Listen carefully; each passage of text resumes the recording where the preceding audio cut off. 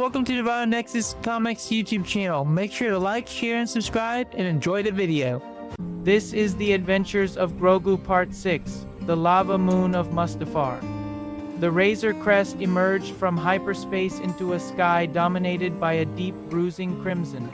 Below lay the volcanic moon of Mustafar, a world of jagged obsidian peaks, rivers of molten fire, and thick, sulfurous clouds that obscured the horizon. Inside the cockpit, the red glow of the lava below reflected off Grogu's wide, curious eyes. The heat of the planet already causing a faint hum in the ship's environmental systems as they descended toward a black rock landing platform. Din Djarin maneuvered the ship onto a high-altitude mining station, the landing struts clanging against the heat-treated metal. He needed to acquire specialized thermal shielding plating from a local scavenger guild to repair the ship's aging hull. "It's too hot out there for you, kid," Mando said, checking the seals on his Beskar armor as the internal temperature began to rise. He commanded Grogu to stay near the cooling vents and avoid being seen by the droids before descending the ramp into the hazy orange air. Grogu watched from the viewport as the Mandalorian disappeared into a swarm of heavy-duty labor droids.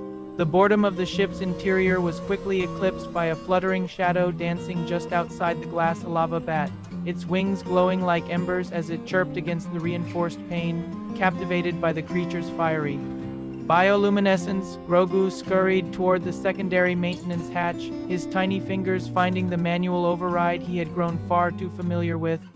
The air outside was thick with the scent of iron and ash, but Grogu barely noticed as he waddled along the edge of the obsidian landing pad.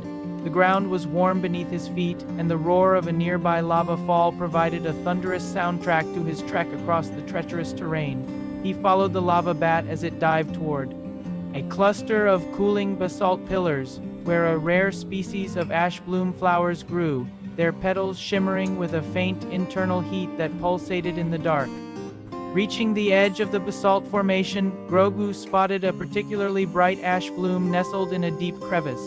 He reached out with a tiny hand, mesmerized by the way the flower's golden nectar seemed to pulse like a miniature sun trapped in the dark rock. To the young apprentice, this wasn't a wasteland of fire and death. It was a garden of glowing treasures, a place where even the rocks seemed to breathe with the living energy of the moon's core. However, the vibration of the ground beneath him changed from a steady hum to a violent tremor as a lava flea, a massive, six-legged insectoid native to the moon, scuttled out from behind a crag. The creature was agitated, its chitinous shell glowing red-hot as it hissed at the small intruder who had wandered into its nesting grounds. Grogu backed away, his large ears drooping as the flea raised its heavy front legs, ready to stomp the tiny predator out of its territory with a single crushing blow. With nowhere to run and the edge of a magma flow bubbling just feet away, Grogu closed his eyes and raised a trembling hand toward the giant insect. Instead of pushing it, he reached out to the raw, thermal energy of the cooling rock beneath the creature's feet.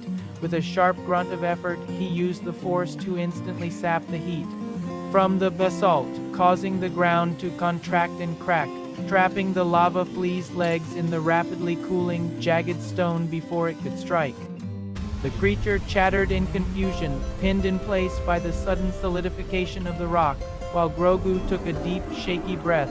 Before he could retreat to the safety of the station, a silver silhouette dropped from the sky as Din Djarin ignited his jetpack to bridge the gap between the platform and the basalt pillars.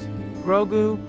Mando called out, his voice a mix of fear and frustration as he scooped the child up, narrowly avoiding a stray splash of molten rock from a nearby geyser. As they ascended back to the safety of the Razor Crest, Grogu tucked his head into the Mandalorian's cape, his tiny hand tightly clutching a single charred petal of the ash bloom. He had faced the fire, frozen the earth, and found a spark of life in the most inhospitable corner of the galaxy, back on the ship as the stars blurred into the blue streaks of hyperspace. Grogu watched the petal glow until it finally faded into a cold black piece of obsidian that he would keep as a reminder. Thanks for watching. If you want to see more stories like this, make sure to like and subscribe. Until next time, stay super.